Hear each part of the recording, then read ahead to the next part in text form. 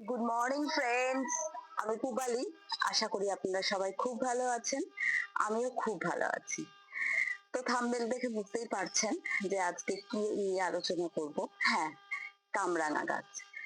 Actually দেখুন, আমাদের বাগানে মানে যারা আমরা ছাদ বাগান করি, তো তাদের বাগানে কিন্তু কিছু কমন ফল গাছ এখন প্রায় সবারই থাকছে।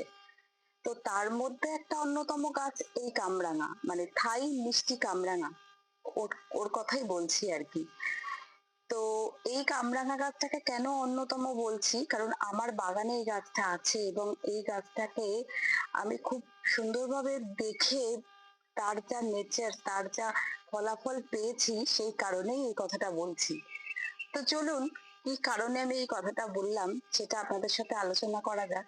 আর আমার গাছটার এখন কি পরিস্থিতি, কি করে আমি এই পরিস্থিতিতে এনে রেখেছি, সেগুলোও আপনাদের সাথে শেয়ার করি। তো চলুন, দেরি কিসের, শুরু করা যাক। চলুন। তো এই হচ্ছে আমার সেই থাই মিষ্টি কামরাঙার গাছটা। দেখুন, এই যে গাছটা, এই গাছটার কিন্তু এখনো 1 বছর বয়সই হয়নি। জুলাইয়ে, তাও শেষের দিকে আর কি, এই গাছটার 1 বছর বয়স হবে। তো এই গাছটা কিন্তু আমি সেরকম কোনো পপুলার নার্সারি থেকে আনিনি, এনেছিলাম আমাদের এখানেই এক রথের মেলায় প্রচুর গাছপালা মানে বিক্রি হয় আর কি। তো সেখান থেকেই আমি এই গাছটা কালেক্ট করেছিলাম এবং আনার পর থেকেই যে কি প্রচন্ড পরিমাণে ফলন আমি পেয়েছি এই গাছটা থেকে, সেটা আপনাদের সাথে শেয়ার করি। মানে প্রত্যেকটা মুহূর্ত আমার গাছে ফল থাকতো এবং তার সাথে সাথে ফুল চলে আসতো। জাস্ট এই শীতের 2-3 মাস একটুখানি ফলন কমে গেছিল এবং তারপর আস্তে আস্তে ডরমেন্টেশনে যখন চলে যায় তখন গাছটার কিছুই ছিল না। পাতাও পুরো যে ঝরে গেছিল তা নয়, তবে একদম কমে গেছিল। তো তারপর তো দেখতে পাচ্ছেন এখনকার প্রেজেন্ট কন্ডিশন। দেখুন কি দুর্দান্ত লাগছে। জাস্ট দেখুন, একটা 12 ইঞ্চি গ্রো ব্যাগে কিন্তু আমি গাছটাকে করেছি এবং আনার পর থেকে জাস্ট একটা ডালই আমি প্রুন করে দিয়েছিলাম যখন ও আর কি শীত ঘুমে ছিল।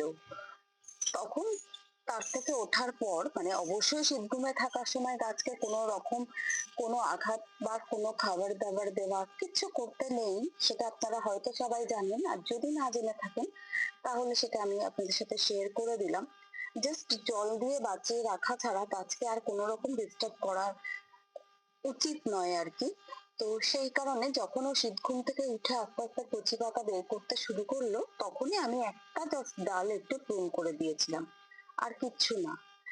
তো এই গাছটার কিছু নেচার কথা বলি আপনাদের। এই গাছটার সব থেকে ইম্পর্টেন্ট যে ব্যাপারটা মানে লক্ষ্য রাখা দরকার, সেটা হলো টেম্পারেচার। এই গাছটাতে এই সময় থেকেই ফুল আসা আবার নতুন করে শুরু হয় এবং এই যে দেখুন, আমার গাছে অলরেডি প্রচন্ড পরিমাণে ফুল কিন্তু আসছে। এই যে দেখুন, চারিদিকে ফুলে কিন্তু ভরে যাচ্ছে এবং আস্তে আস্তে ছোট ছোট ফুল হচ্ছে এবং ফল এখনো ধরা শুরু হয়নি। এই যে দেখুন, নিচের দিকে আপনাদের দেখাই কি প্রচন্ড পরিমাণে ফুল আসছে আর গাছটাকেও কি দুর্দান্ত দেখতে লাগছে।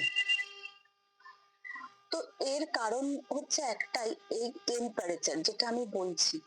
এই টেম্পারেচারের ব্যাপারটা কিন্তু এই গাছটার ক্ষেত্রে খুব খুব খুব গুরুত্বপূর্ণ। কেন কি, দেখুন, এই কামরাঙা গাছ খুব বেশি টেম্পারেচার একদম পছন্দ করে না। আবার সেক্ষেত্রে আপনি যদি পুরো শেড এরিয়া একে রেখে দেন তাহলেও এতে ফুল আসবে না। তো তাহলে কি করতে হবে, তাহলে একে এমন একটা জায়গায় রাখবেন যেখানে ম্যাক্সিমাম 30 থেকে 35 ডিগ্রির বেশি টেম্পারেচার ও না পায়। তার মানে কি বলুন তো, যে দুপুর বেলায় যে প্রচন্ড টেম্পারেচার আমাদের এখানে বেড়ে যায়, সেই রোদ্দুরটা যাতে ওর গায়ে না লাগে সেরকম একটা জায়গায় ওকে রাখার চেষ্টা করবেন, ব্যাস।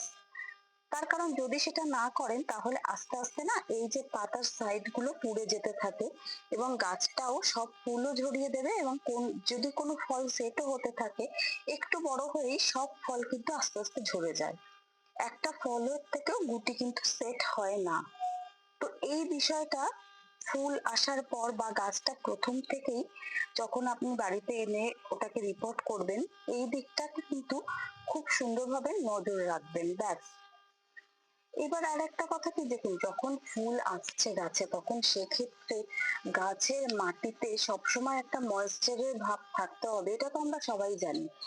তবে কামরাঙা গাছ যে খুব বেশি জল পছন্দ করে তা কিন্তু না, কিন্তু যখন ফুল এসে যাচ্ছে গাছে তখন যদি মাটিটা পুরো শুকিয়ে যায় তাহলে কিন্তু ও আস্তে আস্তে ফুলগুলোকে শুকিয়ে ঝরিয়ে ফেলে দেয়। তো সেই কারণে চেষ্টা করবেন মাটিতে একটা মালচিং এর ব্যবস্থা যদি করে দিতে পারেন খুবই ভালো। যদি না পারেন তাহলে মাটিতে এমন ভাবে জল দিয়ে রাখবেন যাতে কোনো সময় পুরো জলটা শুকিয়ে না যায়, একটা ময়েশ্চারের ভাব যেন সবসময় মাটিতে বজায় থাকে। আর দেখুন পোকামাকড়ের উপদ্রব এই গাছটায় খুব একটা হয় না, এক কথায় হয় না বললেই চলে আর কি।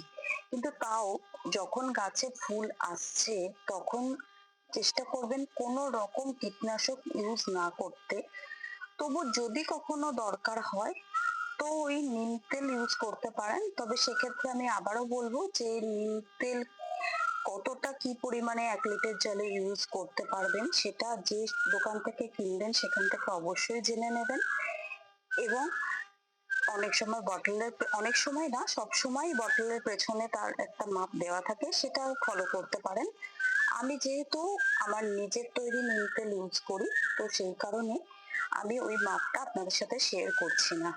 আমি যখন আমার ওই তেলটা যে কীটনাশকটা আমি রেডি করি যেভাবে করি সেটা আপনাদের সাথে শেয়ার করব, তখন তার ডিটেলস আপনাদের জানিয়ে দেবো। তো যাই হোক, আজকে যে প্রসঙ্গে কথা বলছি আর কি, যে এই আর একটা কারণ, তো তখন মাঝে মাঝে যদি প্রয়োজন হয় তো একটু হালকা করে নিম তেল স্প্রে করে দিতে পারেন, বাস। কারণ না হলে আপনারা যদি কীটনাশক ইউজ করে ফেলেন তাহলে কিন্তু এই যে পোকামাকড়ের দ্বারা যে সেলফ পলিনেশন হয় সেটা কিন্তু কখনোই সম্ভব হবে না। তো সেই জন্য ওটা সবসময় অ্যাভয়েড করবেন। আর হ্যাঁ, দেখুন এই গাছটাতে খুব বৃষ্টিও কিন্তু এই গাছটা পছন্দ করে না। তো সেক্ষেত্রে বৃষ্টি হয়ে যাওয়ার পর একটু হালকা করে মানে 1 গ্রাম ফাঙ্গিসাইড 1 লিটার জলে একটু মিক্স করে নিয়ে হালকা স্প্রে করে দিতে পারেন। তবে সেক্ষেত্রে আমি সাফটাই ইউজ করে থাকি। তো আপনারা যদি অন্য কোনো ফাঙ্গিসাইড ইউজ করেন তো সেটা করতে পারেন, তবে আমি সাফটাই ইউজ করি। এই হচ্ছে অলমোস্ট এই গাছটার পরিচর্যার কথা বললাম। এবার যেটা বলছি যে দেখুন যখন গাছটা আমি রিপোর্ট করেছিলাম তখন আমি যে ম্যাজিক্যাল সয়েলটা ইউজ করি, মানে যার ভিডিও অলরেডি আমার চ্যানেলে আপলোড করা আছে, তো একদম ওই ম্যাজিক্যাল সয়েলটা দিয়েই আমি কিন্তু এই গাছটা রিপোর্ট করেছিলাম। আদার কোনো মাটি আলাদা করে চেঞ্জ করে নিয়ে কিছু করিনি।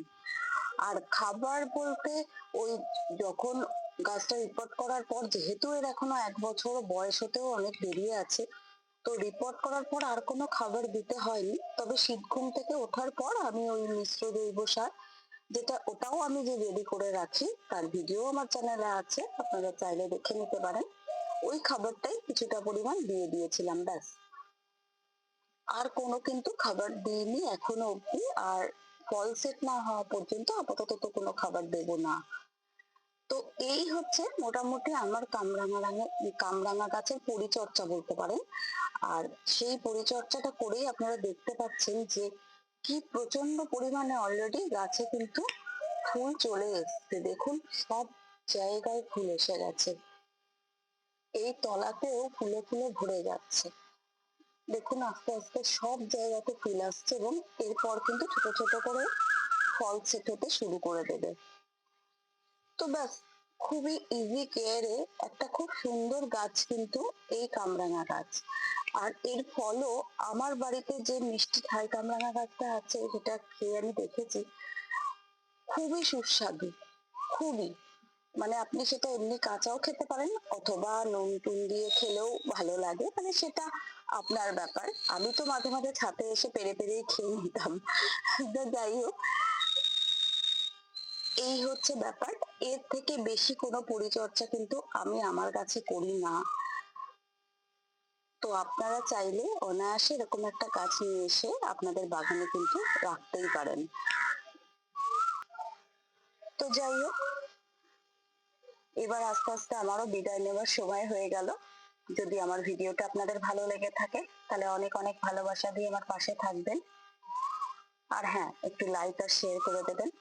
আর যারা আমার নতুন বন্ধু আছো বা আছেন, তাদেরও যদি ভিডিওটা ইনফরমেটিভ মনে হয়, যদি ভালো লেগে থাকে, তাহলে প্লিজ চ্যানেলটা সাবস্ক্রাইব করে বেল আইকনটা প্রেস করে দিও।